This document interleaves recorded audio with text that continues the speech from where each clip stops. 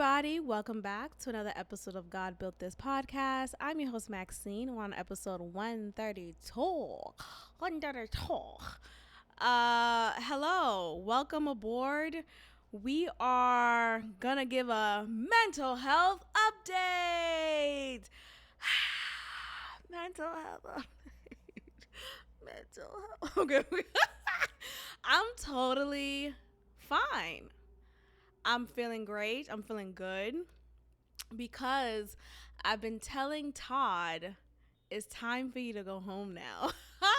I've literally been telling myself that since I've learned of this strategy, and I am so proud of myself for researching of ways to not catastrophize, to not ruminate, to not sit in the past, sit in our head, sit in my head for too long.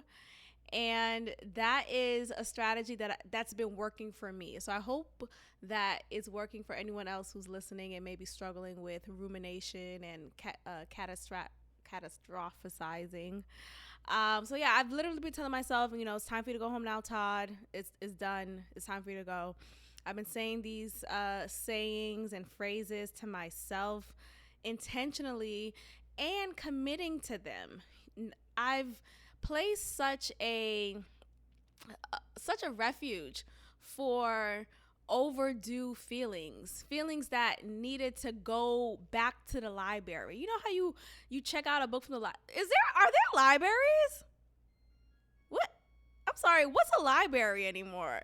Anyway, it's basically the same as far as going to the library and realizing, oh, I've had this book checked out and I've never returned it. Shit, I got this library fee. I got to go to court about it. Damn, I got to spend a night in jail. All because you had an overdue book. It's time for you to check it back in. Check it out. Check it out. Check it out. You've had this book for 2 weeks now. It's time for you to check it out. So that's another phrase you can say to yourself. Check it out. Check it out. You've been sad for 2 weeks now. Check it out. Where is the librarian when you need one? Okay, so check it out. I've been feeling good also because I've been more intentional with my thoughts, with my time, with my activities. I've been getting back into my workout routine, and I realized something about me is that I need productivity. Productivity is really my root of happiness and joy. I have to be productive. I can't. No, so long are the days of just waking up willy-nilly whenever I want to. So long are the days of having nothing to do when there's really so much to do. Life is an oyster. And when I sit around not doing much, and even sometimes doing nothing is doing something. Don't get me wrong. Like if you've been meaning to watch this movie and you haven't gotten around to it, and when you finally got around to it, that is productive. Don't get me wrong. I just also have personal goals, small goals, big time goals, long-term goals, short-term goals that I would like to accomplish and continue to see through, but I can't get to it if I'm not intentional about my time. So I've been doing that a lot lately. I've been working out every day. I've taken 1 or 2 days off in between, but for the most part, like just this past week, I've worked out every day. Every day. And I use this app called Fit On. This is a promo. I was like, no, I wish it was. Shit, one day I will get sponsors and all that jazz. But I've been using this app called Fit On. Shout out to a former colleague of mine who recommended this app to me. He said how it's just really great. They have a plethora of different workouts to choose from, and you get to watch it and do the workouts in live time. Not to say that the person is actually watching you in live time. It's not like a live stream type of situation, but it's basically the video of them working out at the same time. So you're doing the 3 circuits, you're doing the 4 sets, you're doing the reps all at the same time with this trainer. The trainer's not just telling you what to do. You're not just hearing, oh, you're going to do this next. No, you're doing it at the same time as the trainer, and it's like you're in on it together. It feels great. So I do that, and sometimes these workouts are 15 minutes, sometimes they're 25 minutes. I try not to go too far as like an hour. Hell no. I mean, am I training? What's going on? But the reason why I like to do a 15-minute, maybe 25, well, I do 25. 27 has been like my highest as far as the actual workout goes. And then I'll do 10 minutes on the treadmill. But the reason why I like doing those, sometimes if I do a 15-minute, I feel like, okay, that motivates me some more to work out the next day, the very next day, because it feels like, okay, I'm really adding on to my workouts. So I've been doing that, and it's been really beneficial. I've just been feeling good, y'all. I'm feeling really good, and I've been reading more. I'm reading this book called The Silent Patient, and this book is amazing. I've been making them note to not read too fast. And what I mean by that is I don't want to finish it yet. Like, I love the writing. I love the story. I love the land where I'm escaping to in my mind when I'm reading this book, and when I'm reading books in general, especially books that I really appreciate the writing of. And you don't know how well the author's going to write until you just go in. And sometimes it's a risk. Well, it's always a risk, but most of the time it is a reward. So I'm happy that this book is turning out to be a reward. I love the writing.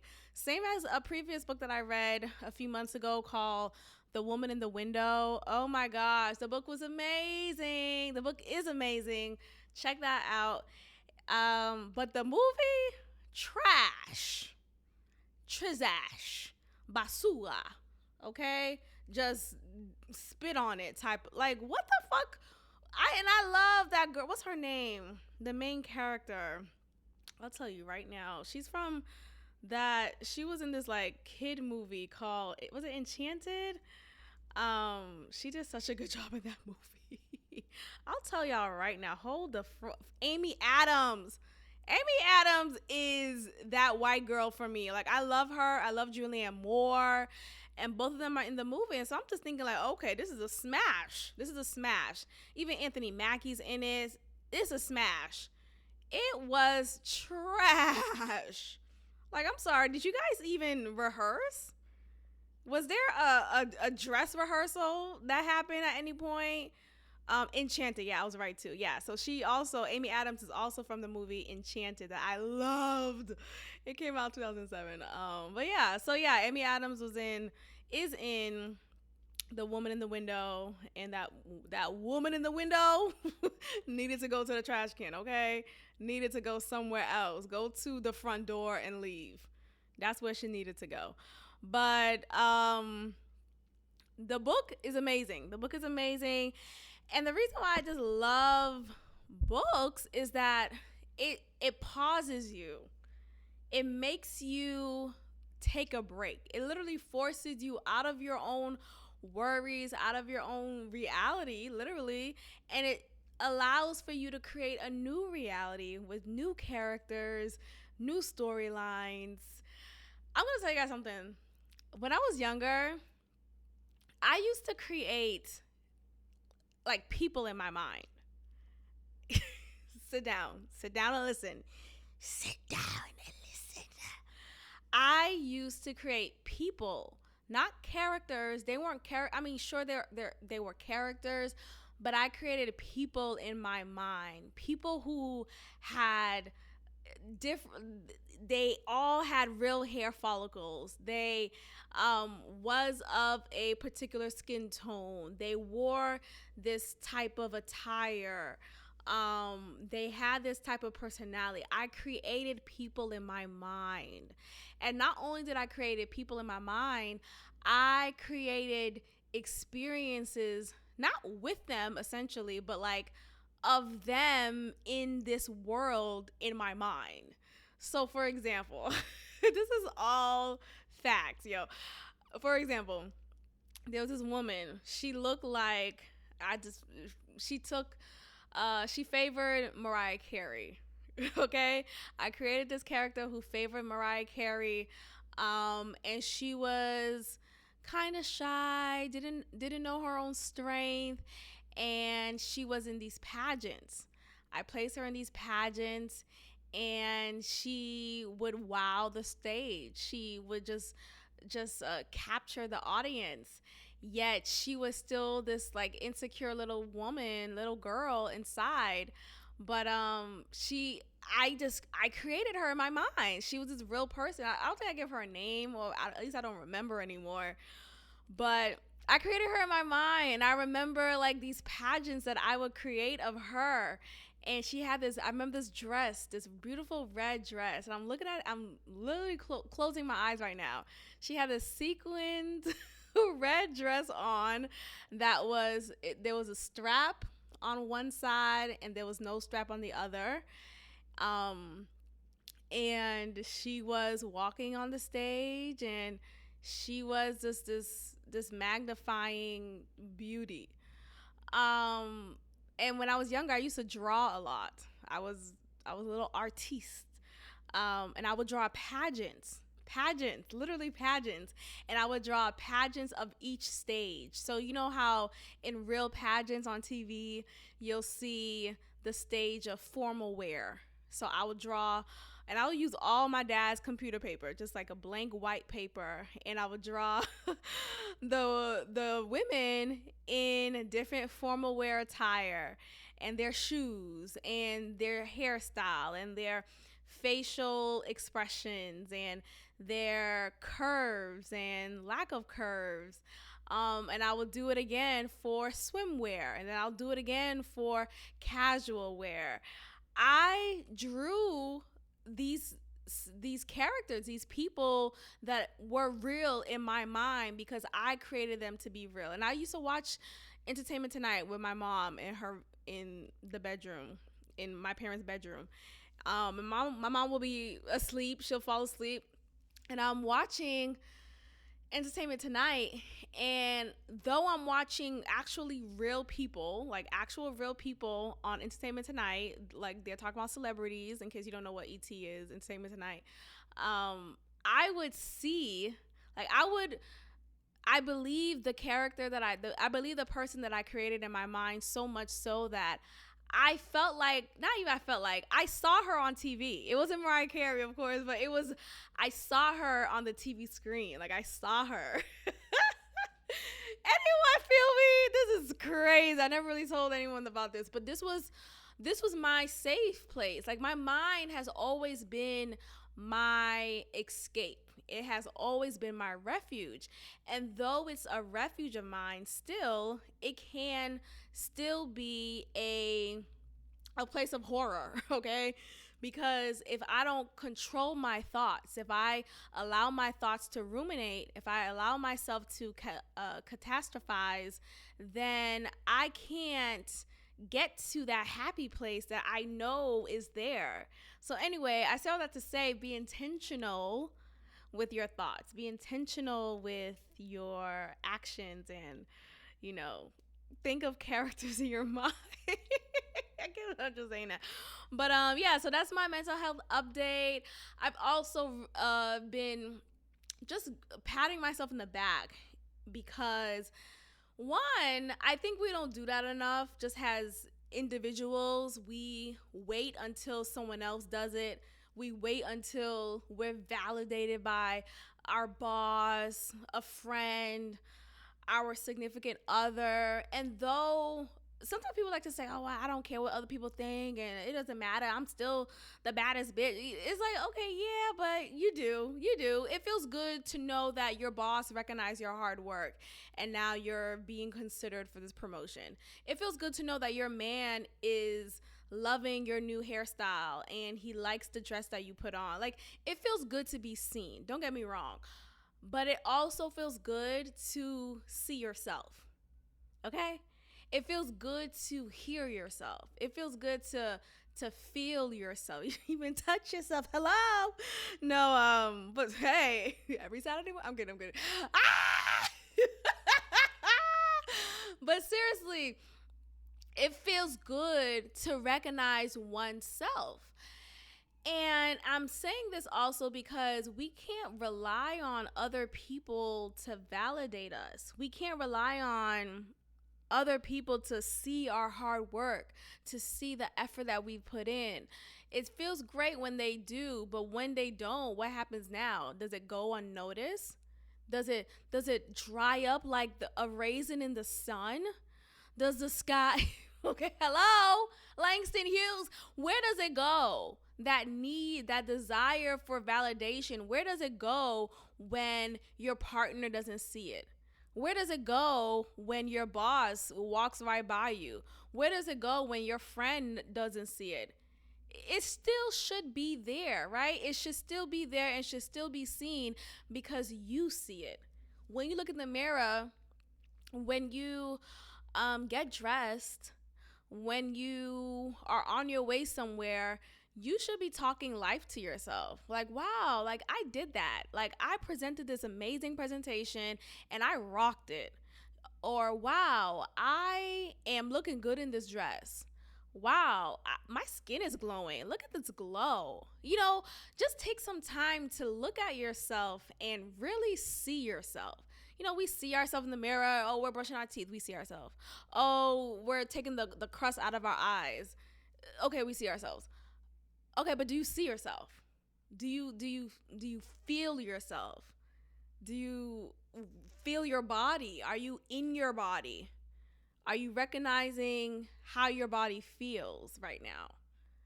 So, I bring this up because I've been touching myself. No. Why did I brought that up? I brought that up basically. I've just been seeing myself and I've been advocating for myself and I'm giving myself shout out because shout out to me. Now, let's talk about a couple of things that I've been advocating for myself on. Advocating for myself to not allow unwarranted, unwelcomed touch. Okay? Let's dive into that. What does that mean, Maxine? What does it mean to have an unwarranted, unwelcome touch? Now, sometimes when you work with people or when you're just around people who may not know what is okay and what's not okay, they feel like it's okay to just touch you. Right? And I'm not talking on some like sexual type of touch. I'm talking on some like, why did you just hold my hand? Like what's happening? I think sometimes when we're in community with people, whether that community is church, work, school, literally your community at home, there's this idea that, oh, this person is the same in their body language as me, or this person may feel okay with this type of communication style or with this type of approach to things. And I'm not. I don't want to be touched. I don't like when people touch me. I realize that. Unless I ask for it, right? Unless you ask me and I'm okay with it and then we hug type of thing. But don't poke me. Don't tug on my clothes. Don't try to, you like my outfit. You want to see, ooh, I love this outfit. I love your dress. And then you put your hand or you put your finger on my dress. And next thing you know, you had ink on your finger, but you didn't realize that. But now my dress realizes that. What's going on? All because you touched me and I didn't ask for you to do so. And now I have this ink on my dress. Okay? That is what's irritating to me. I had to have a conversation with someone real quick about an unwarranted touch that he gave me. And it was not, again, I had to stamp that it was not sexual. It was not at all sexual, but it doesn't have to be sexual to make me feel uncomfortable. It doesn't have to be, oh, you looking good to make me like, no. It doesn't have to be. It could just be because I didn't want you to touch me and I'm now uncomfortable because you did. Right? I'm wearing something nice and this person touched the hem of my garment, literally on some Jesus Mary type of level, okay? Touched the hem of my garment and not just touched it, but like tugged on it, not rough per se, but just touched on it in a way that they're trying to identify what type of material, what type of fabric am I wearing here. And although, here's the thing, I understand someone's desire to touch because, oh, you just really like this and you wanted to see how it feels, or oh, this attracts you and you wanted to see how it feels on your hand. You wanted to touch it, right? Same as, you know how when some white people will want to touch black women's hair or black men's hair, particularly 4C, like my texture type of black hair that is cotton like, hair that is afro like. It is fascinating when you're a lily white person and you see someone with this cotton like afro. It's fascinating so much that you're fascinated by it that you just, can I just touch it? Can I just touch it? You know how you go to a candy store or just any store and there's all these items. There's a furry ball, there's a straight hair ball, there's every type of item. You just want to touch it. You just want to touch it. Don't touch me. Don't do that to me. So I had to have a conversation with someone about an unwarranted touch that he gave me. And I was nervous about it initially. I'm like, oh God, I don't want to sound, because sometimes people don't react as maturely as you would like for them to react. And not everyone is understanding of the word boundary. They think of it as a shut door. Like they think of it as an insult. But today, tomorrow, and yesterday, I'm here to teach anyone about boundaries. I'm here to advocate and continue to speak up about boundaries when it comes to me, myself, and I. No matter how uncomfortable as I may feel about even approaching the conversation, I have to do it because I know myself, right? And what I mean by that is my body literally forces me to do it. I could have just told myself, like, okay, you know what, Maxine, you're making a big deal. He just wanted to feel your garment. He liked your outfit. He wasn't, it's not a big, sometimes we dumb things down trying to make it seem like it's not a big deal when in fact it is a big deal. It may not be a big deal to Susie, but it's a big deal to you, and that's enough. If it's a big deal to you, then that's enough. Okay? So as he was doing this, mind you, and child, I don't know, but like as he was doing this, he did it like a real quick manner, but he did it twice in a row type of thing. And I'm trying to ignore it, like looking around, like not give him attention, but I think he wanted my attention. It was weird. And in that moment, I'm thinking, okay, do I lash out and be like, don't touch me? Like, how do you tell someone not to touch them without sounding like a bitch? Do you just say, don't touch me, man? Or like, I feel like I have to rehearse these things to say to people in case it happens. And I think I have to, because I find myself in these moments sometimes where I'm feeling uncomfortable to speak up about whatever's making me uncomfortable because of what you're doing to me, but I'm afraid of sounding mean. Like I don't want to be mean, right? I don't want to go there with you. I don't want you to take it like a sign of disrespect, and I don't want us to get into this argument all because I don't want you to touch me, right? I don't want to go down this road when it doesn't have to go down. You could have just not touched me, but now here we are. Okay. Anyway, I did have a conversation with him, and I was like, hey, when you, and I motioned what he did to me. I said, when you did this to me, I didn't like that. And I didn't realize I was going, mind you, in that moment, I really just spoke from my heart. I wasn't thinking of the script that I had prepared in my mind of how to approach this topic. I wasn't thinking of a rebuttal in that moment. I wasn't like thinking of my facial expressions. I wasn't thinking about that. I just spoke from my heart. And I was like, look, when you did this to me, I did not like it. It is literally that simple. How simple is that? And mind you, because I spoke to him the day after. We went out purposely. I was like, okay, we're gonna go out to eat. We're gonna go have brunch, and I'm gonna bring up this topic, and I'm gonna just let that be the topic. And I just said it like that, mind you. But before then, I was, of course, ruminating. I was trying to not ruminate, but my body was eating at me because I think I needed to ruminate on this experience, on that moment, because I wanted to just let it go. I wanted to just not think of it as a big deal. I wanted to just like move on and ignore it. But I had to do something about it because my body was literally aching. I felt it in my stomach. I felt it in the pit of my stomach. I had to speak up about it. So I'm like, okay, let me ask him if he wants to go out real quick and we just, have brunch. Because I didn't want to do it through text.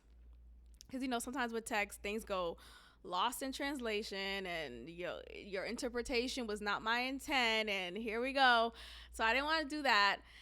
I didn't want to do it over the phone or even on FaceTime, because again, it takes away from the in-person language that is necessary to be had.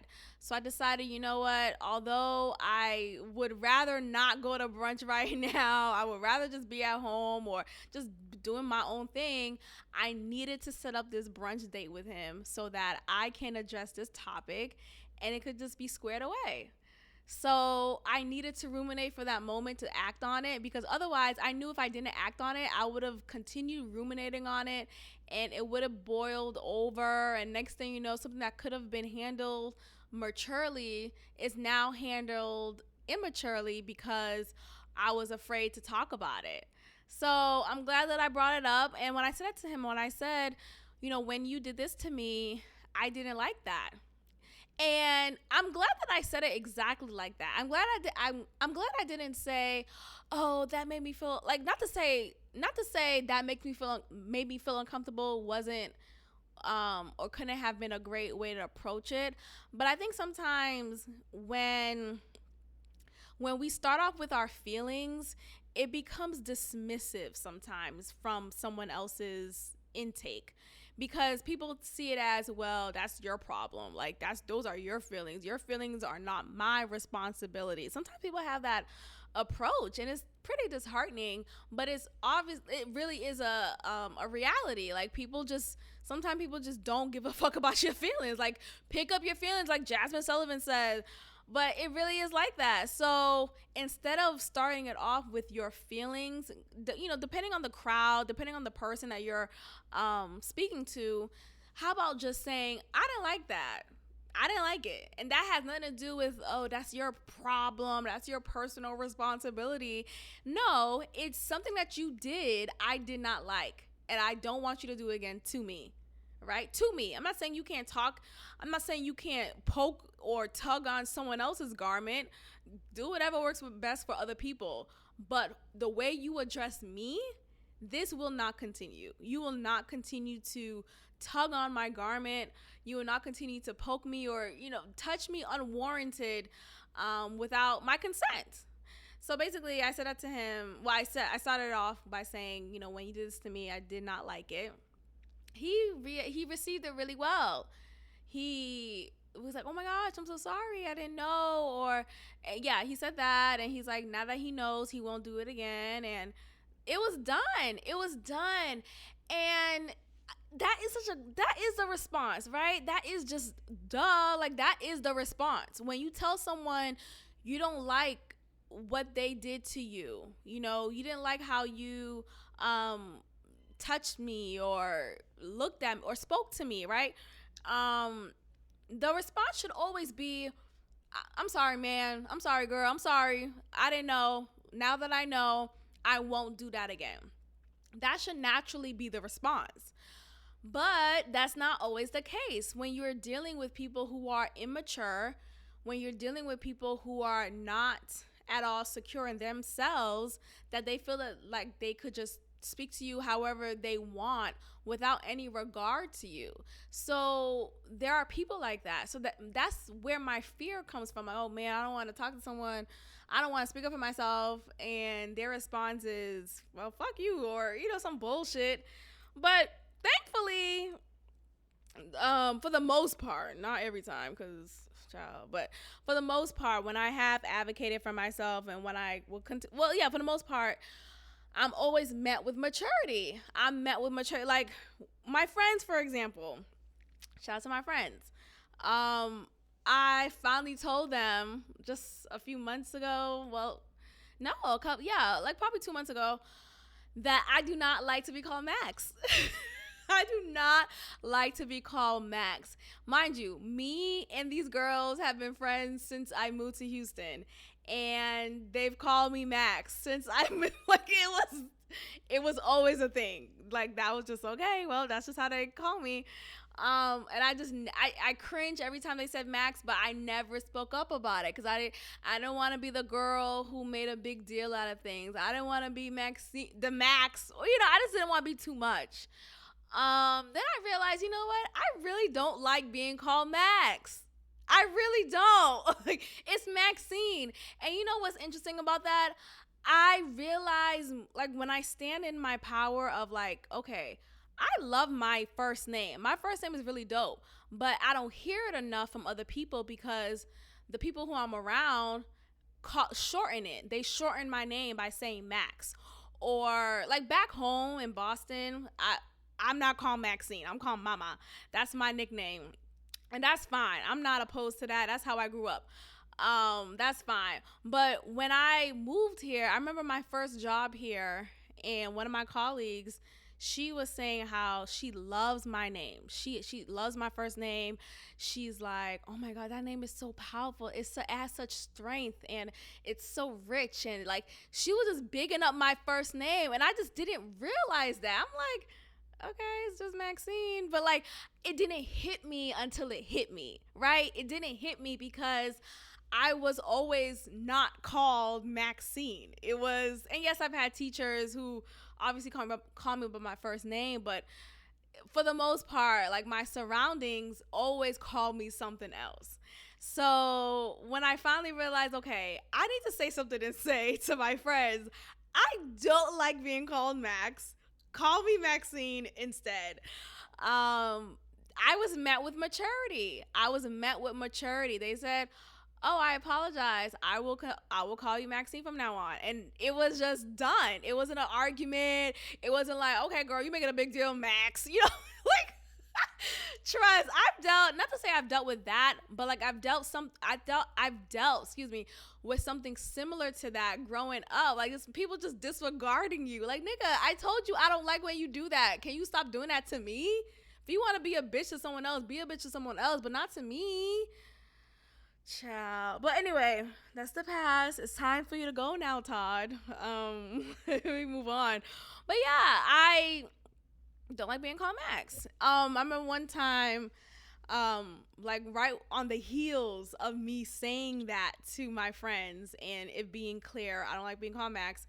This other friend, who's just a friend of a friend who didn't know that. She didn't know that.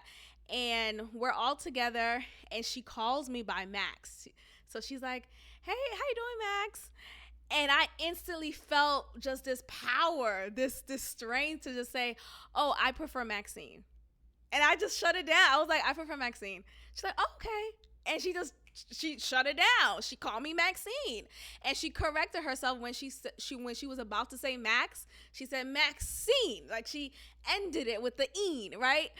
And it's something that is so, people think it's such a small thing, right? but it's not. It's your name. And look, my name is not. Look, there are these child. Okay, look. I know I'm just making a whole big deal about call me by my full name, but there are some names out here that, bitch, what is your nickname? Because I'm not about to call you Noboko Chukelak. I'm not doing it. I'm not doing it. What's your nickname? What does what? There has to be a shortened version of this, okay? But I think with Maxine is not a long name. It's not a difficult name. You could say the two syllables, Maxine. You could say that. You don't have to shorten it. And I just feel like it's insulting too. Like, how dare you just decide to change my name? You know? But that's how I see it. But again, I do have some people in my life whose names are just like, God, what the fuck? It doesn't fit the page. Your name doesn't fit the page. Do you have a nickname? Like, I remember growing up and taking standardized testing, okay? And there was only just about probably 10 slots to fit all the letters of your first and all the letters of your last name. Now, if I was some of these African folks who have every last name and then with Chokuwoku, what? I'm sorry. Where is it fitting on the page? I'm sure it has a meaning because it just is too coincidental that I'm going in. But you know what I'm saying? Like, some names do need to be shortened. I'm just I'm kidding. No, I'm not. I'm being honest. Anyway, so Chokuwogu,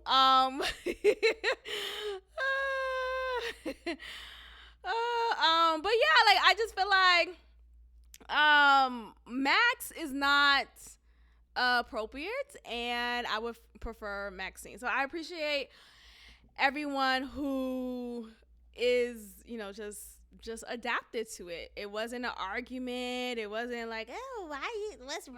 Oh, you bougie now. You don't want to be called Max. Like, no, bitch, Maxine. No, bitch, Maxine. But yeah, it feels great. So like moments like that, there's so many opportunities to advocate for yourself. It doesn't have to be this scary thing. It doesn't have to be this big ass mountain to climb. It's just, hey, call me by this. Call me by my full name. Or call me by this other name. Whatever you want to be called. Or, there's so many different ways that we can advocate for ourselves without feeling like we're being extra, or it's never extra, because ultimately when you go home and sleep at night, you're gonna think to yourself like, damn, I just let that slide again. Damn, I just let this person touch the hem of my garment again and I didn't say anything. Now they're gonna continue to think that, oh, Maxine is Max, right? Max is fine with it. I'm gonna continue calling her Max. I'm gonna continue tugging on her garment. No, say something. And, sure, there may be times when you're met with hostility, when you're met with people who are resistant, which is like ridiculous. It says a lot about them, but keep on keeping on with that, because it tells you enough about that person. It tells you that, okay, this person is obviously not someone who respects themselves and you enough to respect your boundaries, to respect the fact that you don't like being addressed this particular way, and they're going to continue to cross that line. So continue to advocate for yourself, and you'll see exactly what you need to see about that person. So yeah, that's my mental health update. Ding. Let's talk about xenophobia against Africans from the African American community. Now, I literally just made fun of African names just a moment ago, and now I'm talking about xenophobia. That is the beauty of this podcast. What the fuck? No, I just want to real quick talk about Sha'Carri Richardson. Child, it felt like she just continues to fall and fall and fall. Now, I do not wish her ill will. I just think it's very interesting what's going on with her. So we know her as initially as this breakout star, the fastest woman alive, and she is that bitch. She is Black American, and she's a regular girl. She has she has orange wigs. She has these long nails, and she's super fast.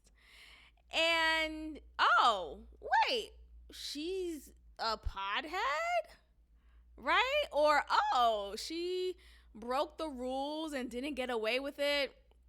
And she has been obviously crucified for that and was made ineligible from competing in certain races, and she had to bow down. But finally, she was able to race again in a particular challenge, in a particular race.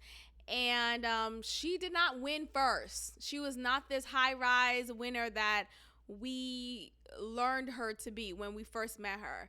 She finished ninth, actually, which is basically last place. And she was beaten by a Jamaican track star woman who, at the end of the day, is either Jamaican or Africans. Like, who's the fucking fastest? That's really what it is. It's either one. Black Americans? I don't know. Not to say that they're not fast. Obviously, Sha'Carri Richardson is fast, but Jamaican fast and Black American fast, two different type of fast. We talk African, Kenyan fast. They're all usually from Kenya who are really fast. What else? I was gonna say Ghana, but I've never heard of Ghana or Ghanaian track star. But yeah, they're all from Kenya. Kenya out, okay? Fast as fuck. I don't know where they're running to. Shit, running out of Africa. Like, where are they running? But they're always so damn fast. So they're super fast. Let me text my baby back. I'll text you later. So, yeah, so they're all running super fast.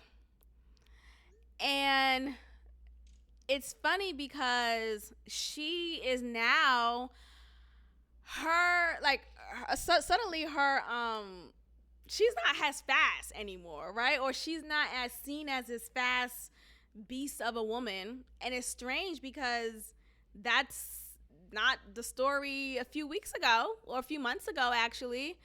So now we're seeing some tweets of her. Actually, she's liking tweets on her Twitter page. She's liking tweets, and these tweets are definitely xenophobic. And what I mean by that is there was a particular tweet that she liked that was it was a negative stereotype of Jamaicans, talking about like just they run on their feet, like barefooted. They're dirt poor. There's like nasty negative things about Jamaicans. And she liked the tweet. And of course, you can find anything online. So she probably didn't realize that everyone else was going to see that she liked the tweet. But she got caught, okay? And there was also another instance of her throwing shade of towards this other runner who happens to be Jamaican, and she's like she was just like dogging her in a way, like she was just not believing that this Jamaican woman was actually giving her props. So instead she just shaded it on her platform, like, oh, okay, like she just had this like negative aura about this group of people. And it opens the conversation to be had about xenophobia within the African American community here in America. And to say that Black Americans, and let's be specific, Black female Americans don't have hate, don't have hostility towards Caribbean Black folks, then that is to say, shit, Hitler wasn't a totalitarian. Like it's not the truth, right? It is the truth. Like you have to recognize there are definitely some xenophobic black Americans, particularly black, of course, I'm sure black male Americans, but I'm focusing and I'm fixing my eyes on these black female American women who just don't give a fuck, who don't like, who don't fuck with, who like literally hate on Caribbean black folks. And I just want to know why. I just want to know why. I've always seen this to be the case. I've always recognized this. And I grew up with this. Like I just it's just gross to me. So when I see this example of Sha'Carri Richardson liking tweets that are stereotypical of Jamaicans, when I see her just being shady towards this Jamaican run, it's like, are you just a hater or are you just a hater? Are you just mad because she beat you in this challenge and now you mad at all Jamaicans? Or has this just been always a belief of yours? Like, have you just always felt like Jamaicans were only running in dirt? Like, it's just weird. It's really weird to me how some people just hate on groups of people, yet we share the same skin tone, ma. We're when we get pulled over from the cops, is the cop gonna say, "Oh, I'm sorry, you're a Jamaican black. You could go now. You could scurry along"? No, it's the same black skin that is still seen as a threat. So I just hate divisiveness. I hate it. I hate it. I hate it. I hate it. I hate it. So when I see examples of this, particularly when it's done within the black community, it's just so disheartening because it's like, we don't have to do this. Like, if you feel so disconnected from your own heritage, that's not my fault that my parents are directly from a country outside of the US, right? Sorry, your family is only from North Carolina.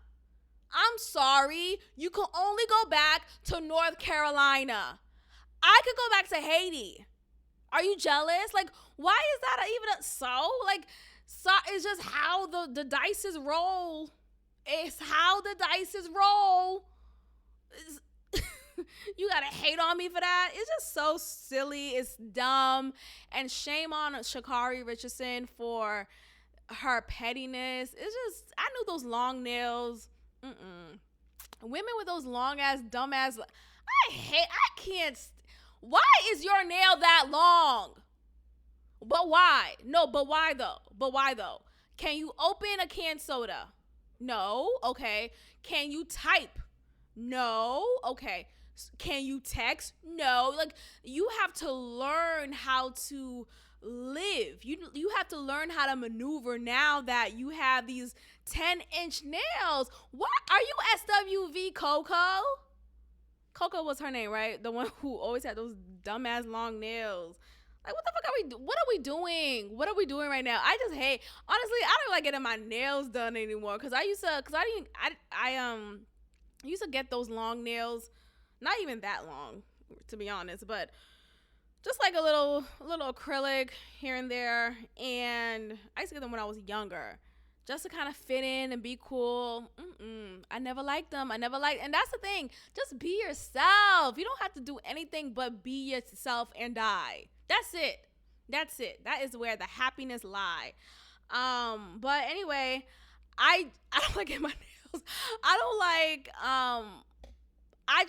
So I decided to not do like fake nails anymore, right? So like I would just do shellac nails, which is like this gel over your nail that hardens and allows for your nail style to stay on longer, like probably 3 weeks.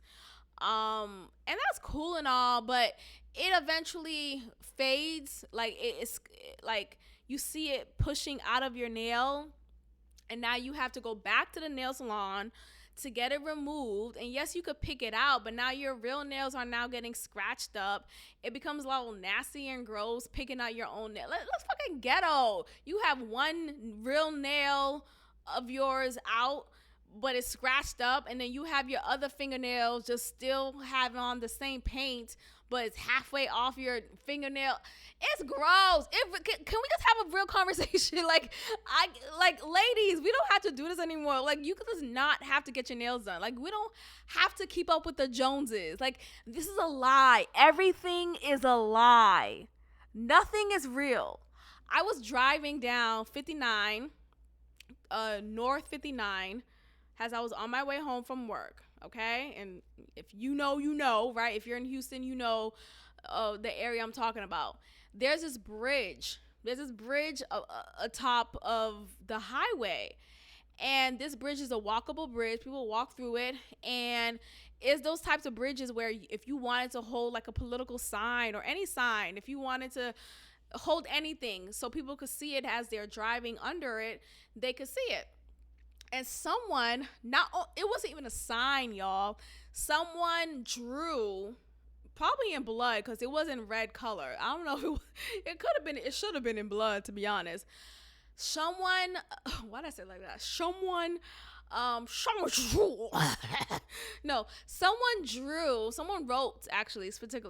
wrote, "You're being lied to." Someone just wrote that. "You're being lied to." In red ink, y'all. In blood, really. Someone wrote that. "You're being lied to." And I'm driving and I'm like, what the fuck? And thankfully there's always some traffic over there, so I was able to catch a picture of it.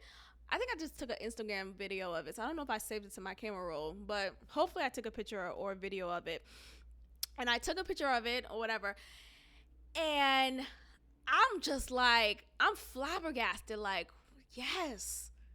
I love when I meet or when I just feel the company of fellow people like me, people who are free thinkers, people who challenge the status quo, people who are, not just gonna go along with the get along type of shit. And when I read that as I was driving home, I'm like, I know, we're being lied to. And look, I could go on and on about COVID, about vaccine. Look, child, I could go on and on. But in general, you're being lied to. And what I mean by that is, and what I took that as is, we believe, or we were conditioned to believe, that we have to be a certain way. We have to just kind of accommodate or just blend and fit with this box and be in this box. We have to get our nails done. We have to have our hair worn in this particular style. We have to have our hair relaxed. We can't have our nappy, kinky hair out. We have to wear this attire. We have to speak a certain way in order to be loved, in order to be accepted, in order to be successful. And this is all a lie. And there's so many more lies. Money's a lie. Your life is a lie. You're not real. I'm about to go crazy again. I'm gonna reel it back. But I'm saying this to say, we put so much stock into things that really don't matter. Your nails being done every 2 weeks really don't matter. Yes, get your your cuticles lined up. I hate fly nails. I can't. I'm picking it right now. I hate fly nails or what's it called? That little skin that comes out on the side of your nails. I hate that. But the point is, you don't need to do all of these things to feel enough. You're enough as is. Hello, is my mic on? Do I sound different, you guys? Because I got a new mic. I finally got an XLR mic, which means I don't have a USB mic anymore, which means I'm a bad bitch, which means I'm Joe Rogan. So I don't have his mic yet, because that shit is for Hano, okay? Eventually I will get that. Anyway, that's beside the point. The point of what I'm saying is, you're being lied to. Live your life as you please. Be yourself. And stop thinking you have to be someone you're not. Because you're not. It's time for you to just wake up. Wake the fuck up. Anyway, Sha'Carri Richardson is a xenophobe. And I've come on this podcast to share that. But yeah, I just think not only are we in an assimilation, but we're in an assimilation. Nothing is real, y'all. Ugh, anyway, let's talk about Married at First Sight.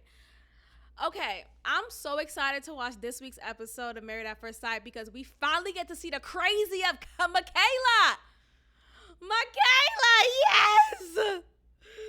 The crazy sees crazy. No, seriously, I'm excited to see it finally because it's like it's been anticipating, and now we can see what's going on. Whether the crazy is warranted or not. I'm looking forward to it. But in this episode of this week, apparently, what's his name? Zach did not return home after an argument that they may have had. And she's cleaning their home. Like, she's in the middle of cleaning, probably Saturday morning, the vibes. And she just starts breaking shit. And I'm like, oh, okay, this is must see TV. I will be watching this live. I know it's already set to record, but I will be watching this live. Okay, Big Brother could wait. I'll watch Big Brother after this recording. But I'm excited to see it. So we'll talk about that next episode of this podcast. But let's talk about what actually happened in this recent episode of Married at First Sight, Houston style. So one of the major topics is, first of all, Bao doesn't shower? I'm sorry, what? What's going on? I'm hearing that there's this conspiracy of celebrities coming out and saying you don't need to shower, and it's coming about because they want to conserve water, and that there's gonna be a water shortage, and I don't know, child. Anyway, take a fucking shower. Anyway, so Bao doesn't shower, or she doesn't feel the need to shower every day. When she come home from a long day's work, she's not gonna take off her work clothes or her outside clothes, and she wants to just go straight to bed. One thing I definitely can't do, I have to shower every day, right? Every day, whether it's in the morning or at night, I must shower. But it's not even that, right? Sometimes people shower and they just go straight to bed. I've tried, I would force myself, I'm so tired, I don't want to go through my whole moisturized routine. I must lather myself with lotion. And the lotion that I use shea butter. And that lotion, if you know, what's the acronym? So dumb. Why there's so many damn Y's? But in case. Anyway, so I use shea butter, and it's super thick. But depends on which ones you get. You can get the creamy one. I use the creamy one. But overall, it's still thick, and you still gotta rub it in your skin and really let it penetrate. Let it penetrate in your pores. And that's what works for my skin, because I like to feel, I hate ash. I don't like to feel ashy. I don't like to see ash on me. I want to rub on my own skin and realize, oh, this shit is soft. Hello. I like that. So I put on lotion. So I put on shea butter in particular. So when I will put that on, or when I will come out the shower, I will always put on shea butter. I can't not do that. I have to do it, because the very rare times when I didn't do that, I always felt uncomfortable. I felt so dry and icky, I was incomplete. Anyway, I bring that up because you have to shower, okay? I don't know what's going on. I just, if a black person starts saying this out loud, oh, I don't shower, then something is wrong with the Matrix, okay? Apparently, Terry Crews said it himself, you don't have to shower unless you sweated that day. And Terry Crews is already another one. He's far gone. So there's that. So, but anyway, let's talk about the political conversation that happened in this episode. Clearly, Gil and Brent is married to the redhead, or maybe I get their name. Either way, both of their names are men names, male names, right? So I can't remember if I'm saying the right name, but the one who's married to the redhead, he and Gil, clearly they're Republicans, okay? I definitely got Republican vibes. And you know what? That's fine. Hello? Is my mic on? Is my XLR sure mic on? Is it on? Is it plugged in tight? Is it wounded out tight? It's okay. You could be a Republican and still be a Democrat's friend. Like, you could still be friends with someone who is not of the same political perspective. It's really so it's so foolish to break up or to not be friends or to not even engage in a conversation with someone who does not fall under the same lie as you. Like, it's so foolish. People are so committed blindly and foolishly to parties that don't give a fuck about Democrats. The Democratic Party don't give a fuck about you. Biden doesn't give a fuck about you. All these black people are so blindly loyal to this nigga who doesn't get the anti-lynching bill. Has it been passed? Hello? Has it been? The fact that it's even called anti-lynching is already a problem. The fact that we're even using the word lynching is already the problem. Has it been passed? No. Oh, but anti-Asian hate? After 3 instances of Korean mommy from the nail shop getting mad because the black girl didn't pay this time, finally she hit her and now it's anti-Asian hate? Hello?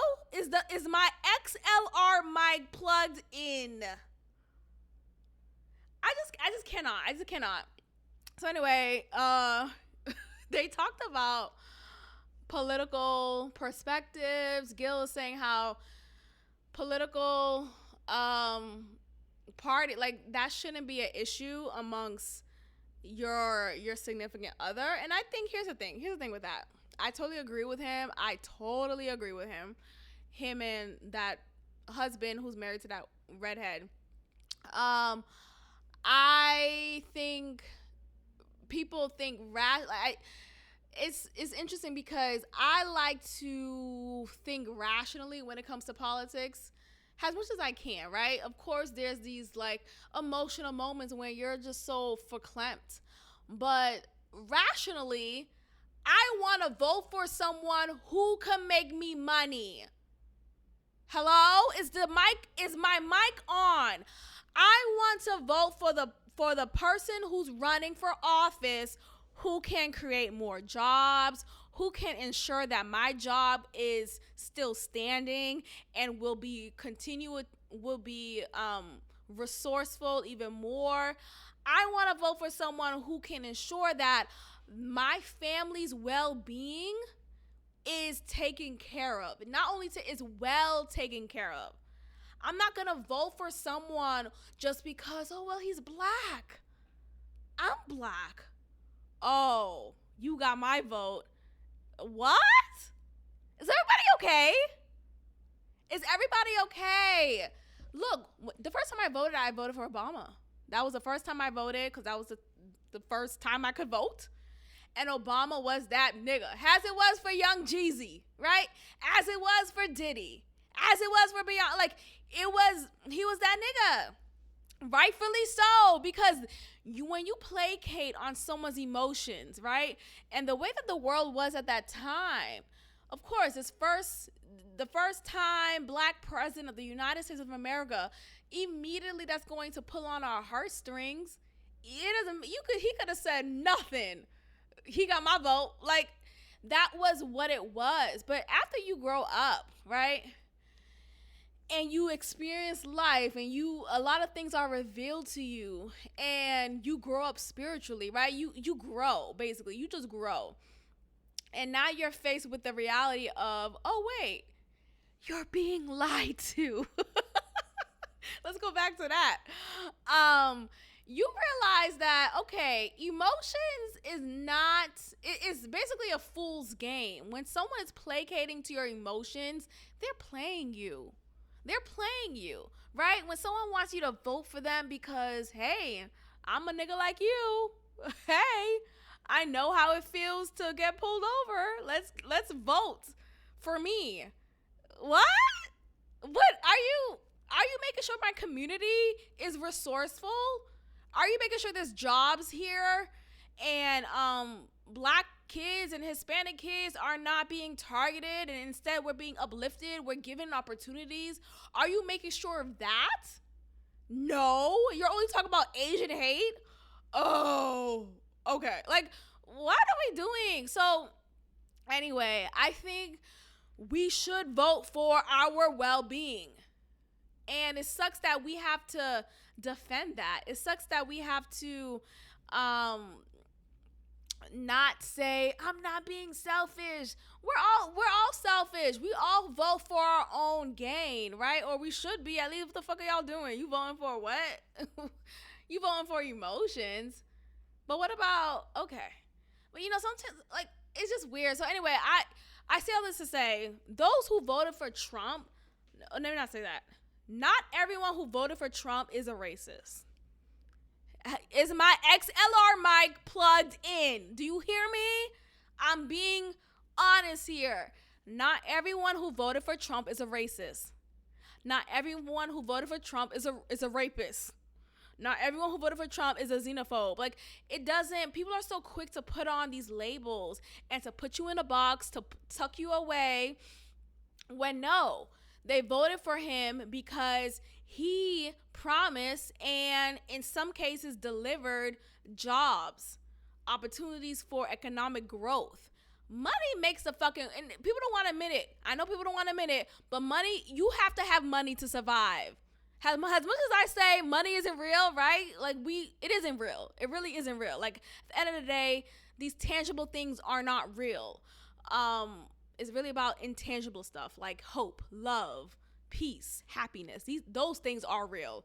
But the tangible stuff, we have to make believe that is real in order to survive in this physical world. That's just honestly it's just what it is. I don't make the rules. You just have to live and figure it out. But that's just what it is. Now, you have to vote for someone, or you should, if you're thinking rationally, for someone who can make sure your way of living is solidified. I was asked a while ago, how would you feel if you found out your friend is a Republican? I looked at this bitch like, bitch, what? I was like, okay, so I'm like, so what was that? When if you're a Republican, it doesn't mean that you're a racist, right? Like, that doesn't. I shut it down so quickly because it was so asinine. When this person said this to me and asked me this question, I was so taken aback by the tomfoolery. Like, are you okay? Are you really concerned about someone's political perspective and their party and what works best for their family and their well-being? You're mad because, oh, did the Democrats tell you Republicans are racist? Shut the fuck up. Now, look, I'm not no Candace Owens. There's some people are just not, some people are obviously placating to some type of trope. But for the most part, people have to do what helps them and their family to survive in this world. Call it what you want. You have to vote for issues that will work best for you and your family. And ultimately, it is the money. It is about the money. So when you have people getting mad at you for supporting a Republican, a man who happens to be a Republican over a Democrat who seems like I'm for the people. I'm just like you. Hey, I'm placating to your emotions. Whoop-de-woo. I'm watching this show called How to Be a Dictator on Netflix. How to Be a Dictator. And I'm going to tell you guys this right now. I am learning to be a dictator. Hello? Is my XLR mic plugged in? They said the first step to being a dictator is to just believe in yourself, y'all. That is all it takes. Believe in yourself, and it is true. You are a dictator. Well, there's obviously more to it, but that is the first step. And one of the other steps was make the people think you're one of them, that you came from the struggle or whatever the community is that you're trying to dictate. That you understand them, that you're here for them, and you're one of them, and you're cool like them, and you're down to earth like them. It's all, you're being lied to. It's all for them. So as I'm like watching a Biden or other Democrats who are in office, I'm realizing they do that. I think I've been using placating wrong. I just looked it up. I'm like, I'm not trying to make you guys hostile or angry. But basically, I'm basically saying that I'm trying to tend to your feelings. That's what I'm trying to say. Well, anyway, I just like the word placate. It sounds so cool. But yeah, like a lot of these Democrats who are in office have tended to the idea of, hey, I'm just like you. Like, think about AOC.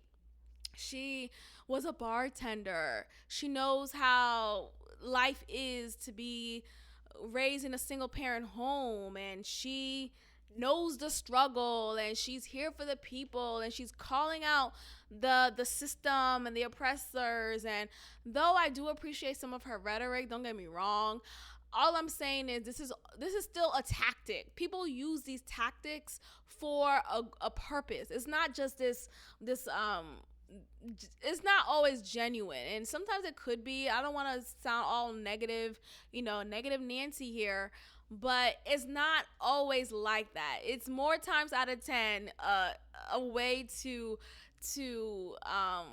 get you to vote for them, a way for you to feel like, oh, I can trust this person, or, oh, I guess they do deserve my vote, or, oh, they understand me, and it's all a lie. Because when they get to office, guess what isn't passed? An anti-lynching bill. What the fuck is going on? Why isn't this passed?